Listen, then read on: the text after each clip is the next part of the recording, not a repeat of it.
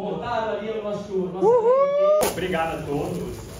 Meu nome é Rodolfo, trabalho na área de ciência de dados há mais de 10 anos. Atualmente todo mundo tem chamado de ciência de dados de AI, mas isso de certa forma já é meio antigo, essa parte de IA generativa.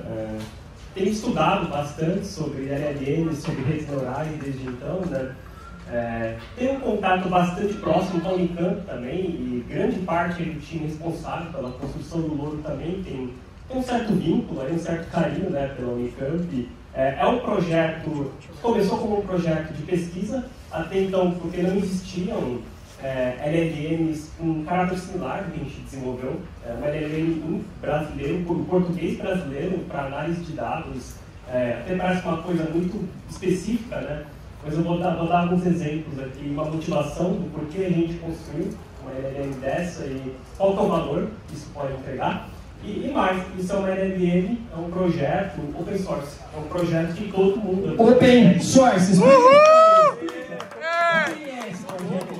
source! Vocês são donos, todos são donos. É um projeto aberto, todo mundo consegue contribuir com esse projeto. É um projeto que hoje está hospedado no Hugging Face, que é a maior comunidade de IA global. Então, eu vou compartilhar aqui o link do repositório através do QR Code e todo mundo consegue baixar o modelo, utilizar e também contribuir.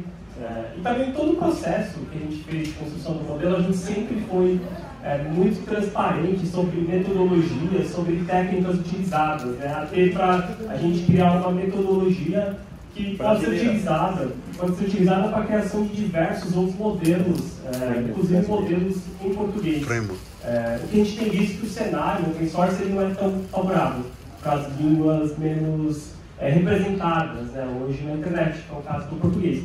Mas, sem mais delongas, vamos lá um pouco sobre a motivação de ter construído o Louro. Como eu disse, construir um dashboard, visualização, vocês passaram por toda aquela jornada de construção do Analytics. Só que o que eu tenho visto, muitos deles acabam não utilizando. Os dashboards acabam não sendo data-driven, ou seja, acabam não tomando decisões baseadas em dados, mesmo tendo data lake, tendo toda uma estrutura de análise e ter pagado por isso. Tem alguns motivos do porquê isso acontece. Bom, primeiro, existe uma questão de mudanças de prioridade que acontecem no meio do caminho de um programa de analytics, ou seja, a partir do momento que você pensou num dashboard, pensou em insight e quer construir um painel com aquilo, tem um tempo do seu time para construir aquilo. E geralmente é uma jornada longa. Geralmente é uma jornada que passa por diversos percalços, diversos desafios, né, em termos de mão de obra qualificada, em termos de custos, né, isso acaba ficando muito caro. E quando você acaba de ter o seu projeto de Data Analytics, as suas prioridades mudaram, os seus indicadores também. Então, você entrega isso para as áreas de negócio e muitas vezes elas não fazem muito uso daquilo. E tem um outro cenário também. Qual que é o outro cenário? É o cenário onde você precisa daquele insight, daquela métrica, daquele KPI de maneira, eu diria, ad hoc. Ou seja, você, por exemplo, imagina que você é um gestor de uma rede de varejo, por exemplo, e você está perto da Black Friday e você precisa daquele indicador, daquele número para fazer uma campanha publicitária. Você vai lá e geralmente o que você faz? Você pede para o seu time de dados ou seu time de BI gerar aquele indicador para você. Mas geralmente, como é um feriado, é uma data muito... é uma data onde vai ter um alto volume de requisição daquele time. Então, provavelmente aquele time não vai conseguir te atender a tempo. E você não vai conseguir ter o seu indicador. Então, qual que é o conceito por trás da solução desse problema? Uma coisa que a gente chama de Self-Service Analytics. O que é Self-Service Analytics? Data Mesh. O que é? As áreas de negócio são responsáveis pelos seus dados. Ou seja, eles são responsáveis também em gerar os seus próprios insights porque eles têm conhecimento do domínio. Ou seja, eles têm conhecimento das regras de negócio. Só que qual é o problema disso? O problema é que existe uma barreira hoje, a maioria das ferramentas de visualização e ferramentas de exploração de insights em cima de dados, que é a barreira técnica. Você precisa de mão de obra qualificada para operar essas ferramentas. Com o advento, então, você tem hoje as bastante competentes, né, que através de comandos você consegue até gerar alguns insights de maneira de hoc, né? Então, esse cenário tem mudado bastante. De todas as atividades hoje, no dia a dia, empresas conseguem conseguem impactar nesse amanhã. Elas conseguem ser automatizadas completamente ou simplesmente aumentadas, ou seja, a IA vai trabalhar junto com o humano para melhorar a eficiência daquela atividade. Eu tenho visto isso nas equipes de desenvolvimento. Então, eu sou responsável hoje por algumas equipes de desenvolvimento e eu tenho visto cada vez mais desenvolvedores de software serem mais produtivos. Uma equipe de 10 pessoas para escrever código, para decorar, fazer teste, e hoje, teoricamente, se precisaria de 6 pessoas, na teoria, né? Às vezes não acontece só na prática, mas é realmente bem notável. O ganho hoje é que você tem de produtividade com o uso de IaaS e LLMs em qualquer tipo de trabalho, né? Mas ainda não respondi a pergunta sobre como que isso pode...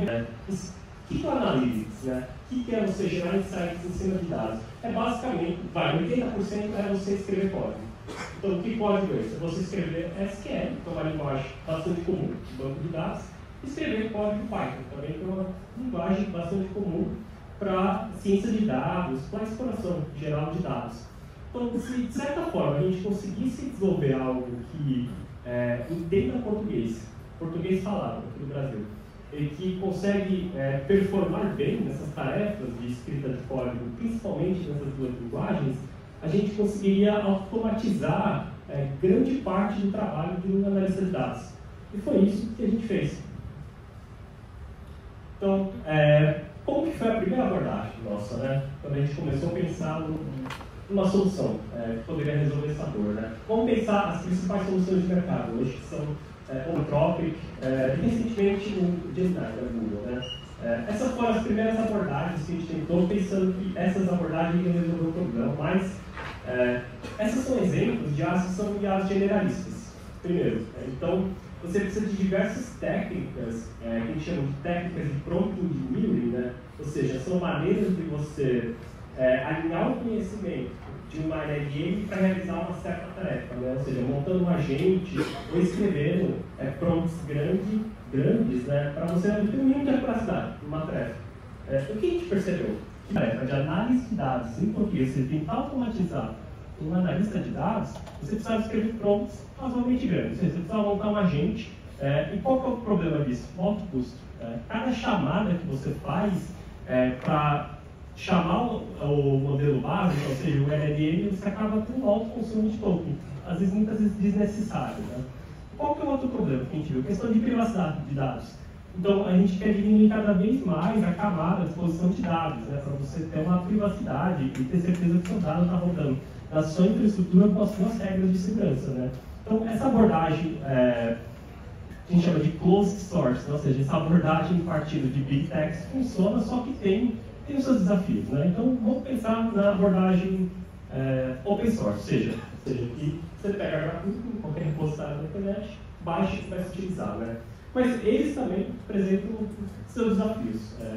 Existe o desafio também do alto custo, ou seja, para você obter o mínimo de performance nessa tarefa que eu mencionei, você precisa partir para modelos relativamente grandes, seja eles com 70 milhões de parâmetros, que é uma coisa bem grande, e você precisa de hospedar isso em algum lugar, então você precisa hospedar isso num servidor a um alto custo, então você tem esse problema. Tem problema de acurácia também, nenhuma LLM dessa foi feita com um propósito tão específico desse, então tem um problema de acurácia. E o maior problema é a localização. Grande parte, eu diria que todas as LLMs hoje em repositórios públicos não foram treinadas com uma grande massa em português, ou pelo menos não foram, eles chamam de ajustadas, né? Ou seja, não teve um fine tuning, que a gente chama, né, para entender o português falado aqui no Brasil. E tudo isso causa um impacto também no meio ambiente, uma pegada de carbono grande. Por quê? Você vai precisar hospedar o LLM num servidor relativamente grande e um alto custo energético. Então a gente foi pensando nesses desafios aqui, a gente foi lá e construiu o Logo, né? A gente colocou o repositório público, colocamos hoje esse repositório público, ele estava fechado apenas para equipes de desenvolvimento, né? A gente estava fazendo ajustes dele e hoje a gente está lançando ele na comunidade. Então tem o QR Code dele que está na tela, vai direcionar para a plataforma que a gente fez, como eu mencionei, a maior comunidade global hoje em dia, né? Todos os modelos, tanto da Meta, tanto modelos da Google, da Microsoft, são hospedados também nessa plataforma, uma empresa gigantesca vocês conseguem ter toda a parte dos benchmarks lá nesse repositório e também utilizar o Lodo nos seus produtos também. Então, está lá para ser utilizado também. Convido todos vocês a contribuir no projeto também. Então, tem toda a documentação, vocês conseguem contribuir com ele. Vamos falar um pouco sobre o desafio do framework, que pode ser aplicado para diversos casos. A gente aplicou para esse caso, de acordo com as experiências que a gente tinha, a gente viu uma oportunidade muito grande para isso, né? Mas vamos lá, um pouco na construção. Qual foi a primeira abordagem do time aqui? Né? Vamos construir uma LLM que automatize o trabalho na analista de dados e entenda comandos em português. Né? Vamos tentar encontrar dados para isso. Dados da internet, dados públicos. E a OpenAI fez. Né? A gente foi lá e pegou datasets, de fontes públicas, 7 terabytes de datasets. Essa é uma quantidade gigantesca de dados, né? Que também é necessária para você construir uma LLM que nem a gente construiu. Né? Aqui estão as bases que eu mencionei, não vou entrar muito detalhe nelas, né? Mas qual é a questão, né? Tudo bem. Qual é a questão, né, em cima dessas bases? Né? Primeiro, licença de uso.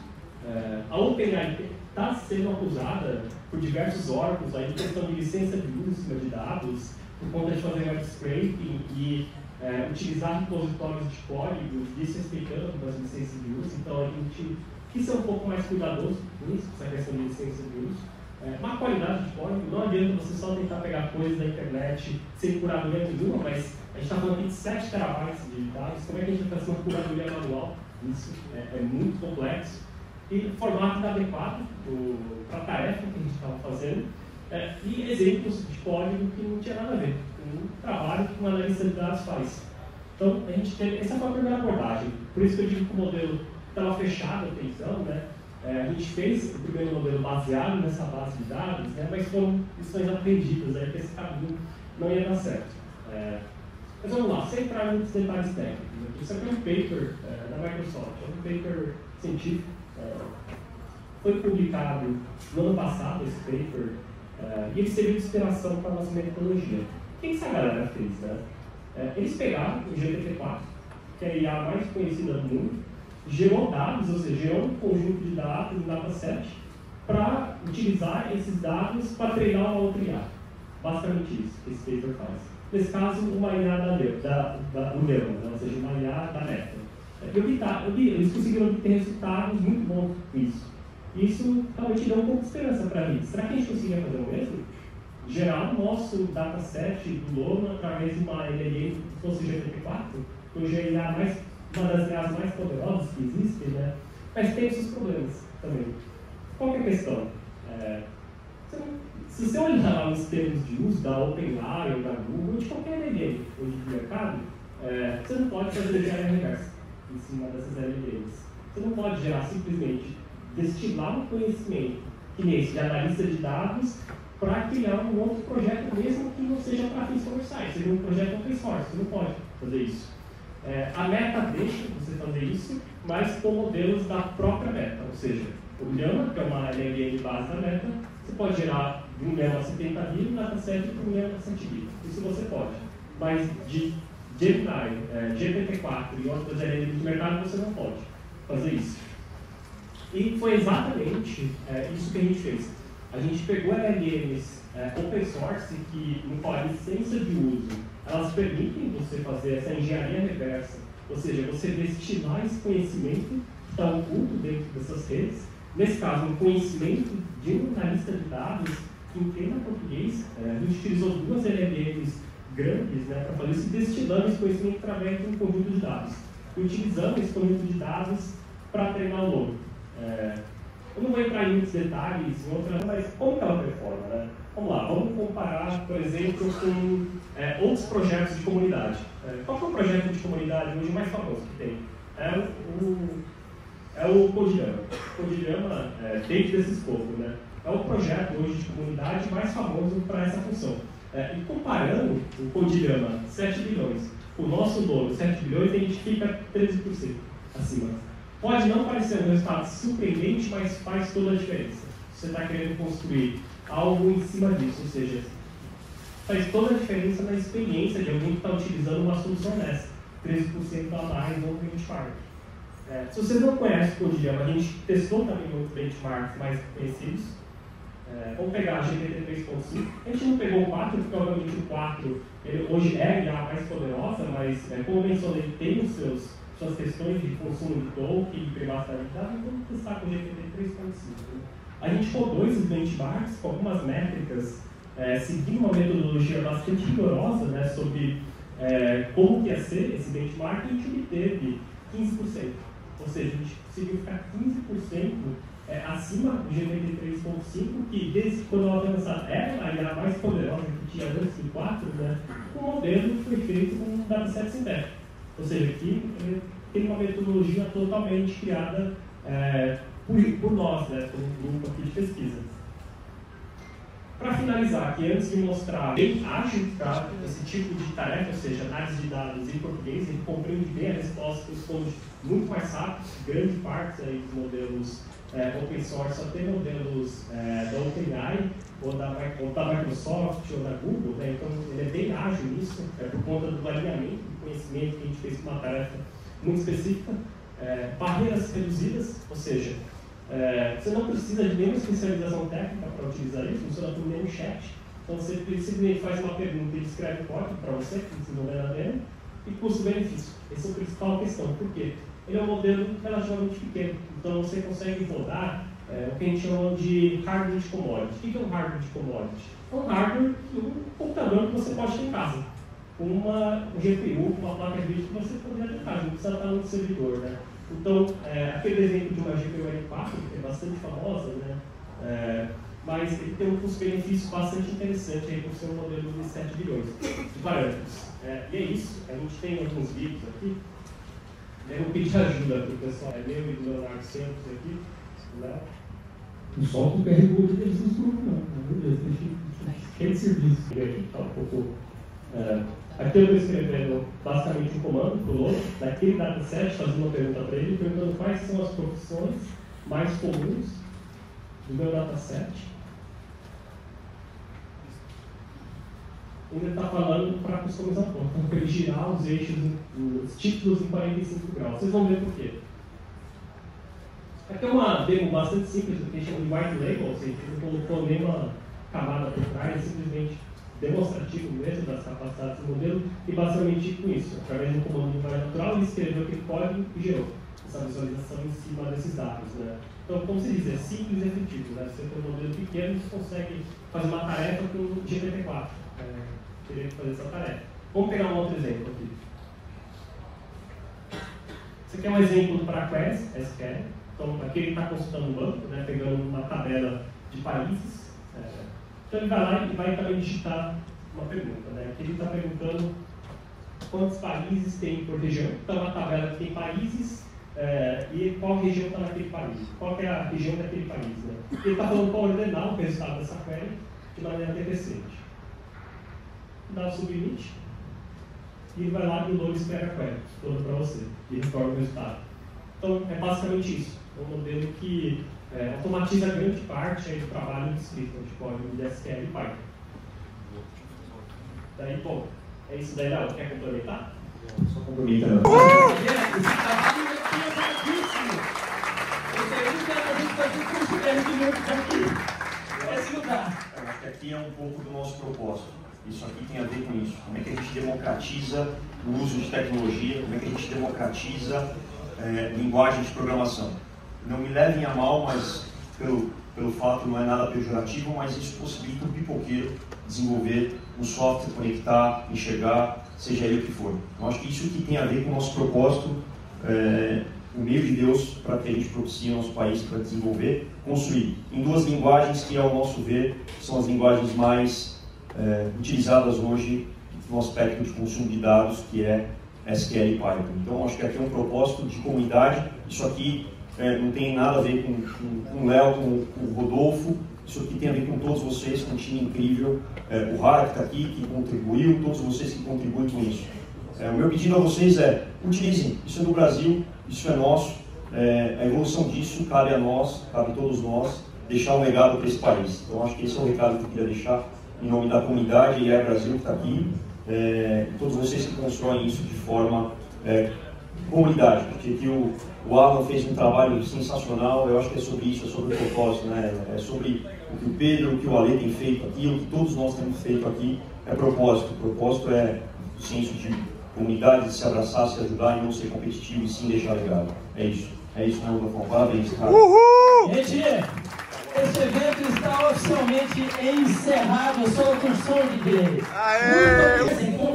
Conversem, façam negócios. Se vocês não fizerem negócio, vão pagar o boleto na segunda-feira.